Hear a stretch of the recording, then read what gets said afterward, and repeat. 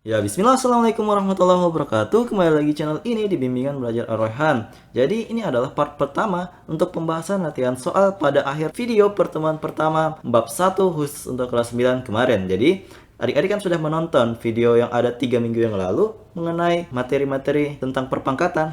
Nah, di sini kita akan membahas latihan-latihan soalnya yang telah adik-adik kerja. Jadi kita akan membuktikan apakah jawaban adik-adik benar atau salah. Nah, ini sebelum kita membahasnya, saya memperlihatkan terlebih dahulu apa saja sih soal-soal yang ada di akhir video pada pertemuan pertama itu. Di sini ada 3 buah latihan soal.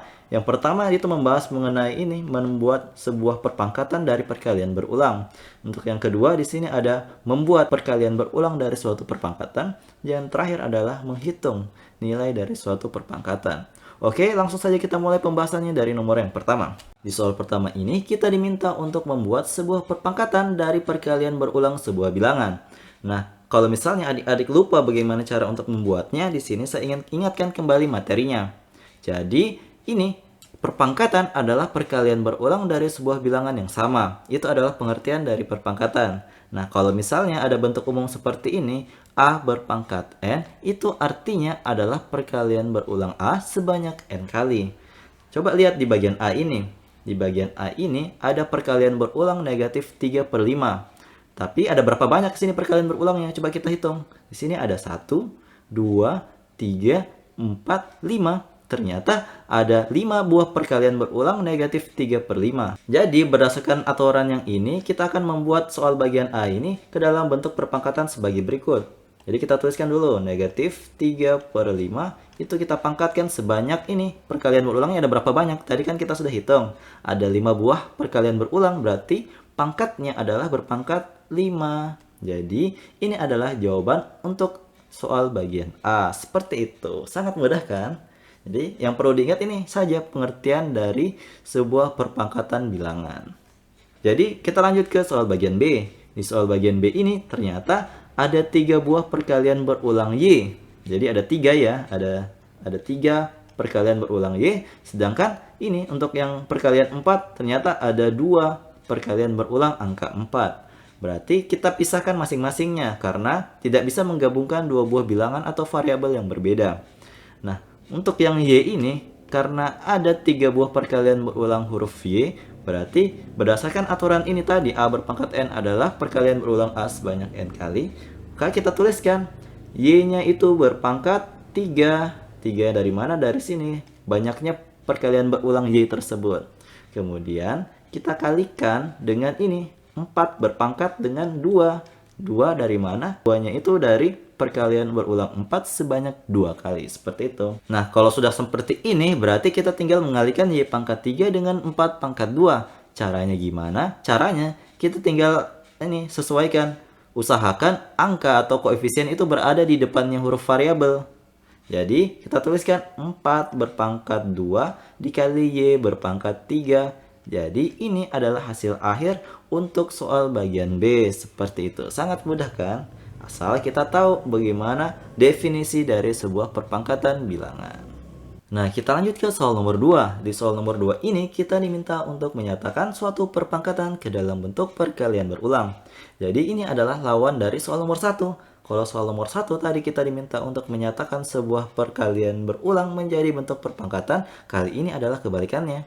Tapi rumus yang akan kita gunakan adalah masih sama. Jadi kalau misalnya diketahui A berpangkat N, itu artinya adalah perkalian berulang A sebanyak N kali.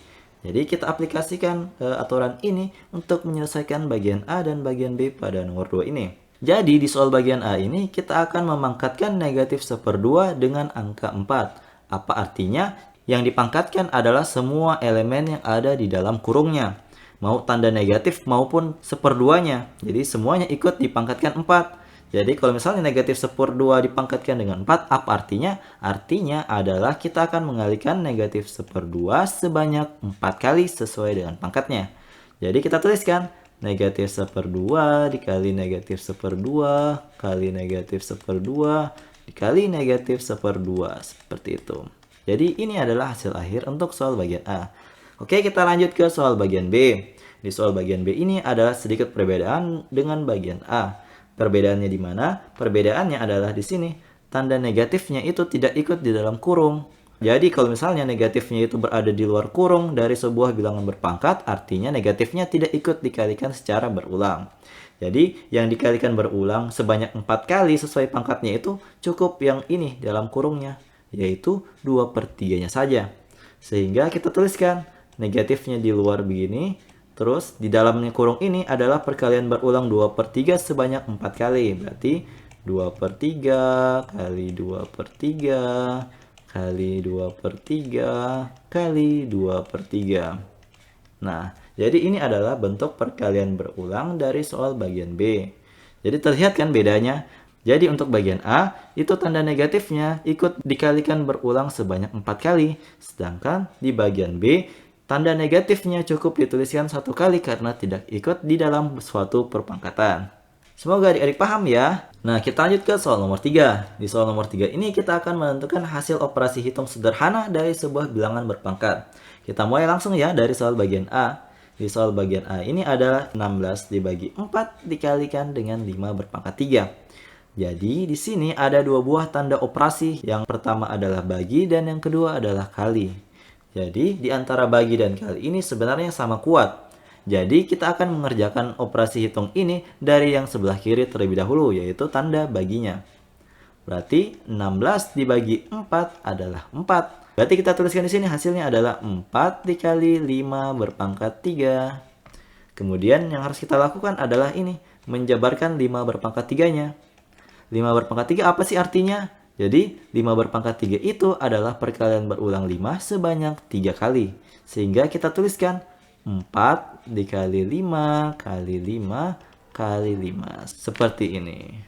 Nah kalau sudah kita tinggal mengalihkannya seperti biasa. 4 kali 5 adalah 20. Berarti yang ininya kita tulis ulang. Selanjutnya 20 kali 5. 20 kali 5 kan 100. Berarti yang tersisa adalah 100 dikali 5. Nah 100 dikali 5 adalah 500. Berarti ini adalah hasil akhir dari soal bagian A. Seperti itu. Semoga adik-adik paham ya. Oke, kita lanjut ke soal bagian B. Di soal bagian B ini ada ini, 1/8 dipangkatkan 2 dikalikan dengan 4 dan ditambah dengan 1/2. Jadi di sini ada 3 buah tanda operasi. Yang pertama, perpangkatan yang ada kurungnya. Yang kedua adalah kali dan yang ketiga adalah tambah. Yang pertama yang harus kita dahulukan terlebih dahulu adalah operasi ini, perpangkatan, karena dia berada dalam kurung. Nah, kemudian kita akan kalikan dengan 4 dan diakhiri dengan tanda tambah. Seperti itu.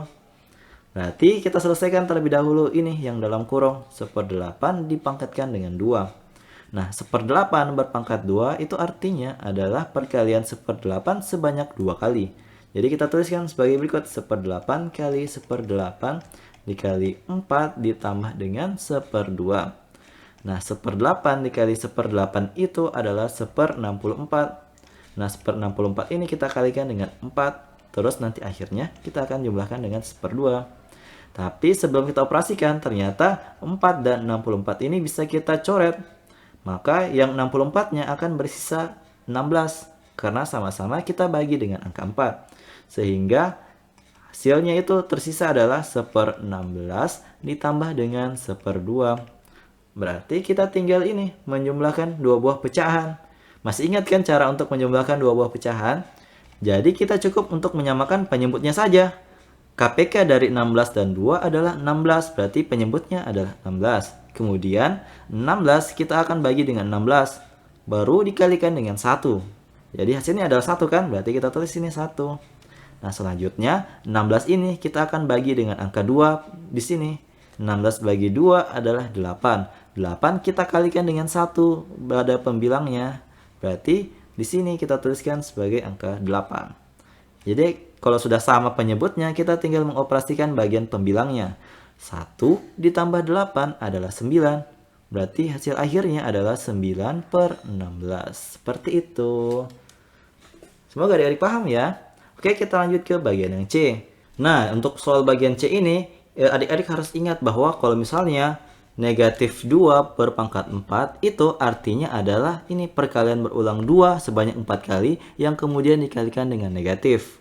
Jadi kalau modelnya soalnya seperti ini yang bagian C, itu artinya tanda negatifnya tidak ikut dikalikan berulang sebanyak 4 kali. Beda dengan kalau model soalnya seperti ini. Ketika tanda negatifnya ikut dalam kurung bersama sebuah angka, berarti tanda negatifnya ikut dikalikan berulang sebanyak 4 kali. Sehingga untuk soal bagian C ini, cara untuk menyelesaikannya adalah kita ikut aturan yang ini. Jadi kita tuliskan tanda negatifnya di luar, kemudian kita kalikan 7 kali 7 kali 7 kali 7. Jadi perkalian berulang 7 sebanyak 4 kali. Jadi perkalian berulang 7 sebanyak 4 kali ini kan hasilnya 2401 ya. Kemudian kita kalikan dengan tanda negatif yang tadi yang ada di luar kurung. Sehingga hasil akhir untuk soal bagian C ini adalah negatif 2401. Seperti itu. Nah, itu dia tadi pembahasan untuk latihan soal pada akhir video pertemuan pertama khusus kelas 9 yang telah kami publish 3 minggu yang lalu. Semoga jawabannya adik-adik bisa benar dan sesuai dengan jawaban dari kami. Jadi kalau misalnya video ini bermanfaat untuk adik-adik, jangan lupa like, share, and subscribe channel ini. Dan jangan lupa nyalakan bel notifikasi untuk mendapatkan pemberitahuan lebih awal. Oke, sampai jumpa di pembahasan soal berikutnya. Wassalamualaikum warahmatullahi wabarakatuh.